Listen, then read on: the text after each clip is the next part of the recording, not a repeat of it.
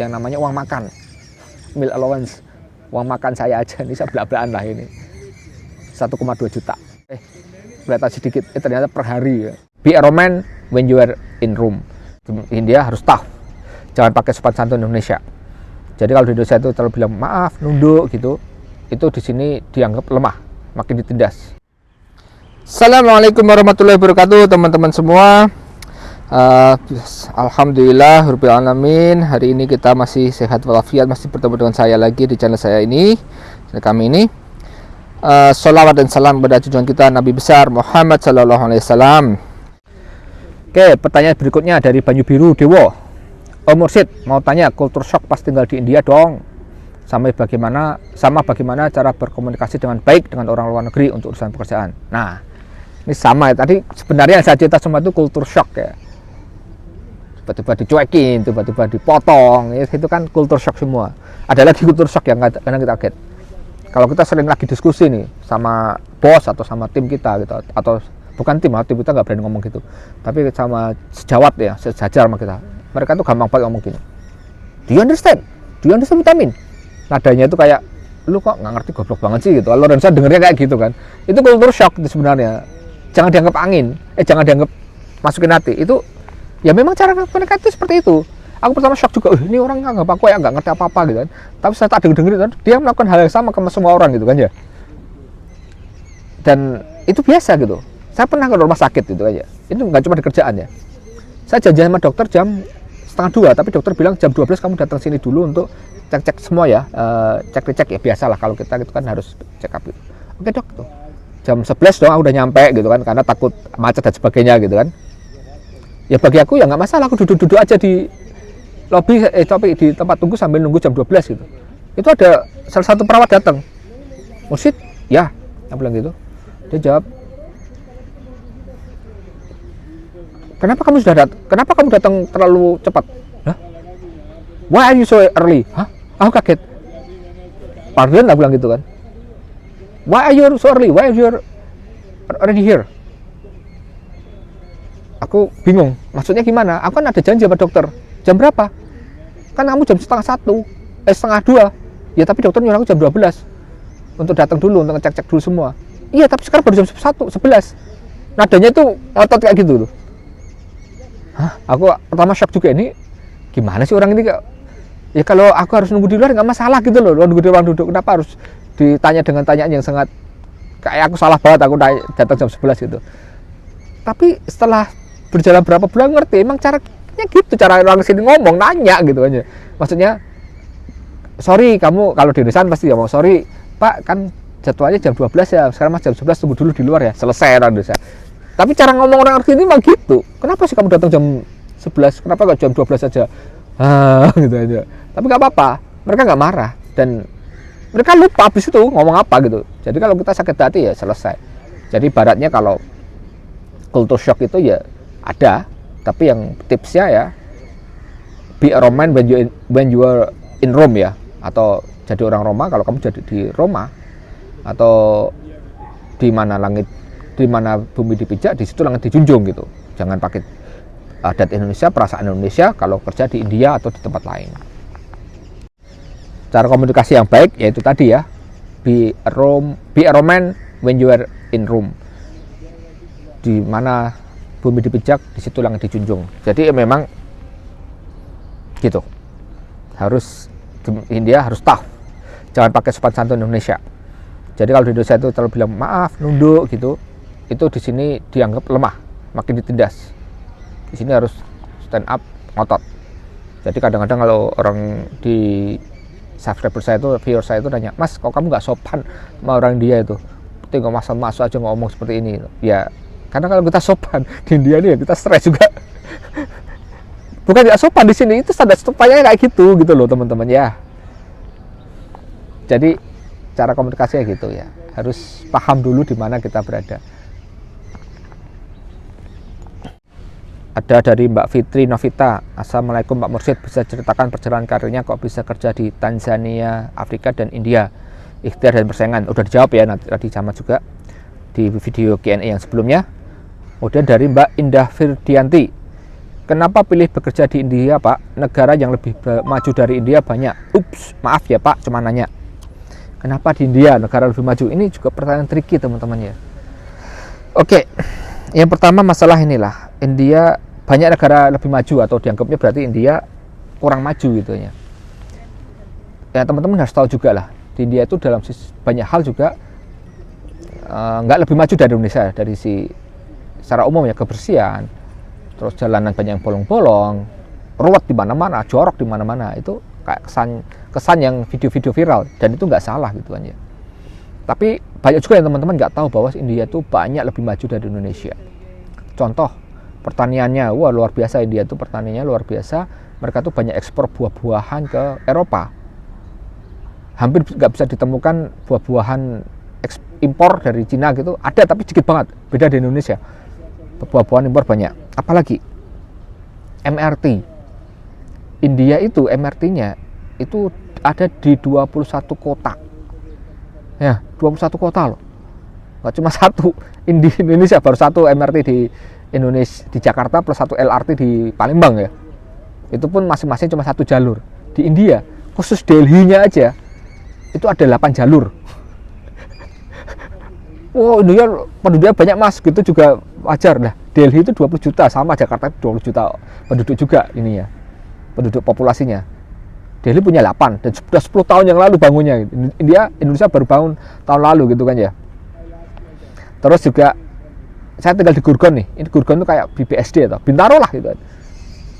Bintaro ini aja, Gurgaon aja udah punya satu muter kota keliling daerah komplek-komplek apartemen kayak saya ini dengan daerah ininya, mall dan perkantorannya. Jadi dari oke ya. Jadi kalau masalah maju ya, MRT tadi kan udah lebih maju India daripada Indonesia gitu ya. Sebenarnya ada lagi sih, contohnya masalah nuklir. India itu negara nuklir loh, punya nuklir. Indonesia nggak punya gitu kan ya. Apalagi pendidikan. Nanti bisa dicek ranking pendidikan Indonesia dan India ya sendiri teman-teman ya. Karena lulusan-lulusan India tuh banyak yang menjadi CEO di seperti di Microsoft atau di Google itu ya, itu lulusan lokal gitu.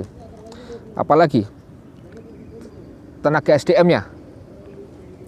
Gojek itu bikin kantor di India karena resource atau SDM India untuk masalah IT ini luar biasa. Jadi IT India itu lebih bagus dari Indonesia dan lebih murah. Makanya Gojek buka kantor di sini gitu kan ya. Bukan berarti saya nggak bangga Indonesia, saya bangga Indonesia ya.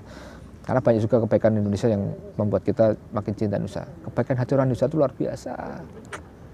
Ya, itu yang pertama ya, tentang masalah Indonesia, apakah India itu negara maju atau enggak gitu kan ya. Cek lagi lah masalah turbin listrik gitu ya. India itu produsen turbin listrik terbesar nomor 4 di dunia. Indonesia jauh lah di bawahnya. Oke, itu yang pertama. Nah yang kedua itu yang lebih krusial. Jadi di perusahaan saya ini ada juga teman-teman saya yang dikirim ke luar negeri itu ke misalnya ke negara maju ya, kayak di Swiss gitu ya, atau di Hong Kong gitu ya.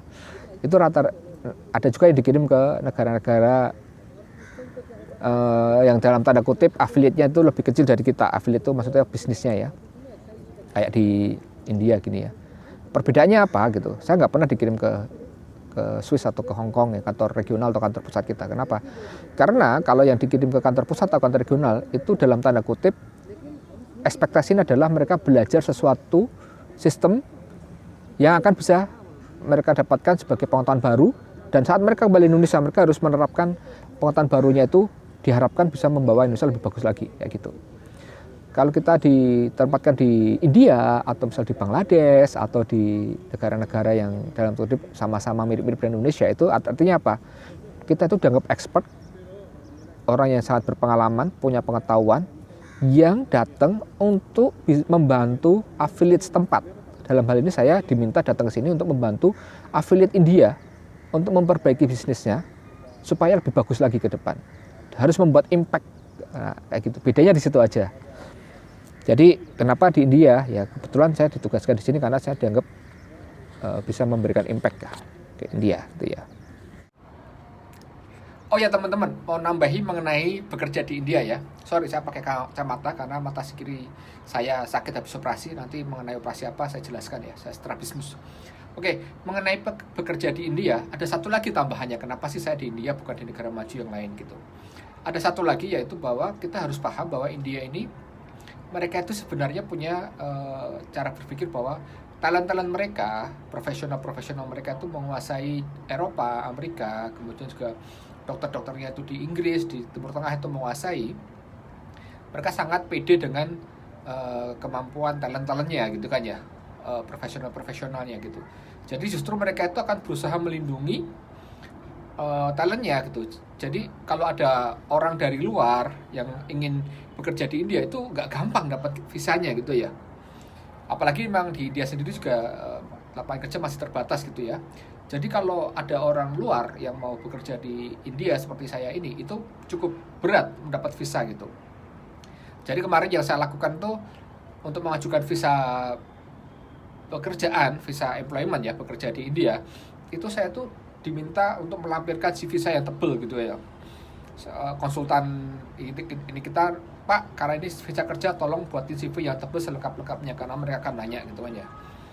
Dan harus ada bukti dari kantor kita yang di India ini bahwa mereka sudah berusaha mencari ya, dengan cara membuka lowongan pekerjaan lah, atau membuka iklan lowongan pekerjaan di media, tapi udah tetap gak dapet mereka gitu kan. Karena mereka gak dapet, akhirnya terpaksa harus ngambil dari luar, intinya kayak gitu. Jadi kita harus lampirkan apa yang mereka udah cari di LinkedIn gitu ya. Kemudian juga saya di CV saya itu melampirkan 15 tahun pengalaman saya di bisnis ini gitu.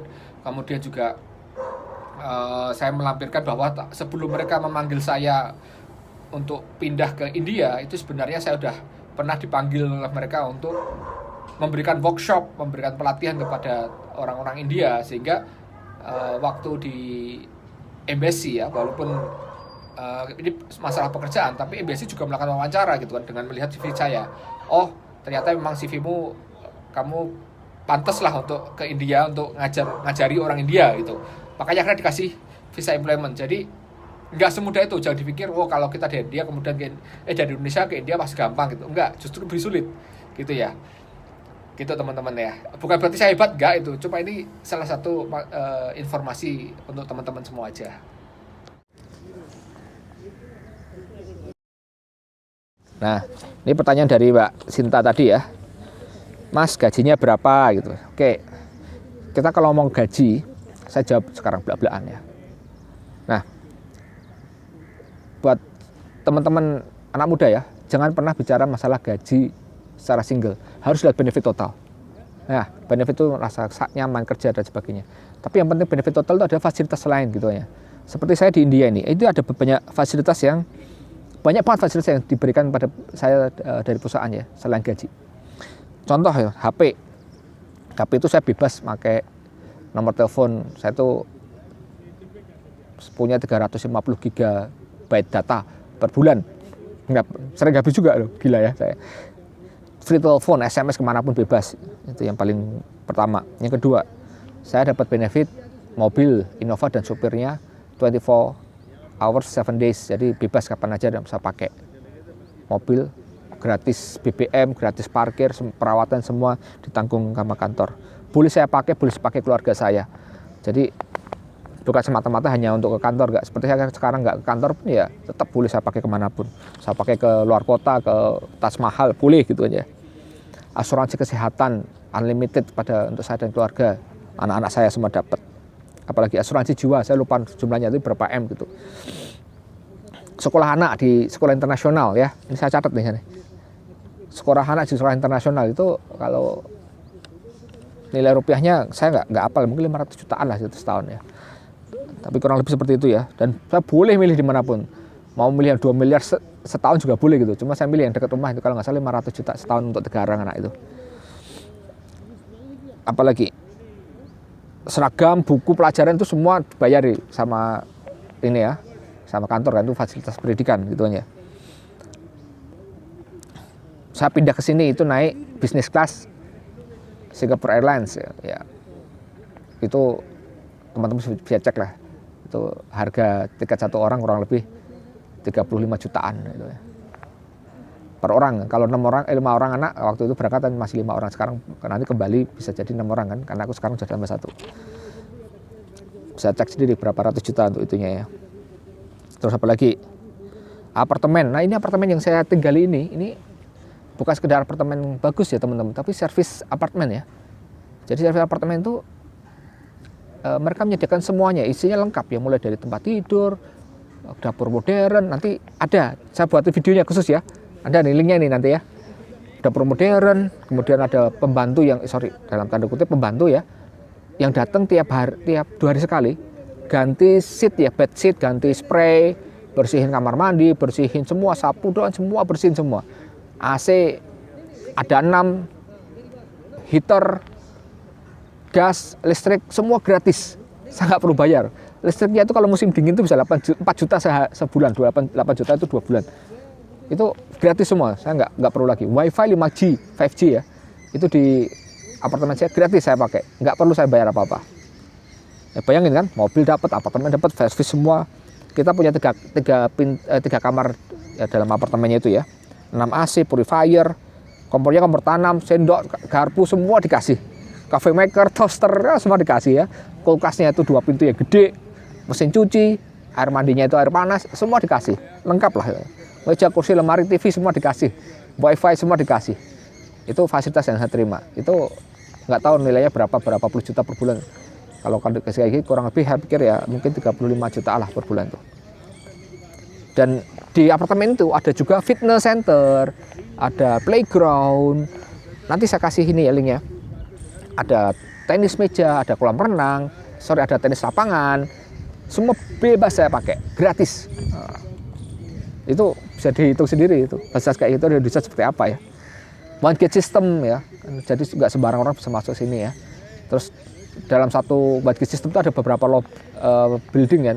Setiap building itu ada lobbynya, ada orang yang ngurusin kita di situ. Enak banget lah pokoknya ya.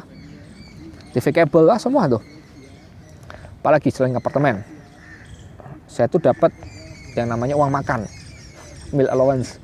Uang makan saya aja ini saya belak-belakan lah ini. 1,2 juta per hari, kelihatan sedikit, ternyata per hari ya. Padahal biaya makan, ingat ya, tadi semua udah dibayari, tinggal uang makannya aja masih tambah 1,2 juta, uang makannya per hari. Padahal biaya hidup di India ini kurang lebih 20-30% lebih rendah dari Indonesia. Jadi kalau uang makannya aja sekitar 35 juta ya per bulan. Nggak usah bayar sekolah anak, nggak usah bayar listrik, nggak usah bayar apa-apa, hanya untuk makan. Dikasih cash itu. Apalagi home visit allowance. Home visit allowance itu untuk sekeluarga saya kurang lebih dapat kelas bisnis. Nanti uangnya teman-teman hitung sendiri ya. Saya boleh lewat Singapura, boleh lewat Dubai, boleh lewat manapun. Pesawatnya bisnis kelas untuk 6 orang anak sekarang ya, karena punya 6 orang per bulan. Setahun itu dapat sekali pulang, dikasih cash uangnya. Teman-teman bisa hitung sendiri lah tadi ya. Kalau Singapore Airlines itu sekitar 35 juta per orang sekali jalan. Saya hitung sendiri lah nih. Apalagi uang kesulitan. Di India itu karena dianggap lebih sulit daripada tinggal di Indonesia, kita tambahan uang kesulitan. Uang kesulitan tuh lupa saya jumlahnya berapa, tapi lumayan lah. Lumayan. Kurang lebih sama dengan uang makannya tadi ya. Kurang dari uang makannya lah. Anggap aja 50% dari uang makan lah. Saya jumlahnya terus terang lupa saya. Saking nggak pernah lihat lagi. Uang kesulitan per bulan kalau uang makan 35 juta itu setengahnya berapa ya? Kurang lebih segitu lah, nggak ngerti lah ya. Apalagi? Nah selain itu gaji di Indonesia itu bukan berkurang, dibiarin aja kayak gitu. Jadi saya nggak pernah lihat lagi itu gaji Indonesia. Orang yang dikasih di sini aja udah lebih-lebih gitu kan ya. Yang lebih-lebih lah. Alhamdulillah. Tapi kembali lagi ya, gaji dan sebagainya itu bukan tujuan utama ya. Tujuan utama kita adalah mencari ridho Allah, dan semoga kalaupun kelebihan itu insya Allah gunakanlah untuk kebaikan ya, jangan untuk mewah-mewah dan sebagainya. Saya hidupnya nggak mewah juga kok, biasa-biasa aja. Nah itu teman-teman ya, Kenapa sih saya di India, suka dukanya, shock culture-nya dan sebagainya ya, gaji ya. Kalau gaji Indonesia saya nggak kasih tahu, tapi kalau yang fasilitas di sini ya kasih tahu semua. Oke, nanti kalau masalah bagaimana fasilitas di sini kita lihat di video lain. Oke, terima kasih, semoga bermanfaat teman-teman ya, dan semoga ini bukan untuk sombong tapi untuk bisa memotivasi teman-teman semua, dan semoga teman-teman selalu sehat walafiat, murah rezekinya, dan selalu bahagia hidupnya dan berkah hidupnya yang paling penting. Dan jangan lupa teman-teman, berbanyak-banyak berbagi, banyak-banyak bersedekah, banyak-banyak bermanfaat bagi semua orang, karena itulah tujuan hidup. Hidup ini adalah sementara, dan hidup ini semua tujuan akhirnya adalah untuk akhirat nanti di hari kekal. Oke, assalamualaikum warahmatullahi wabarakatuh.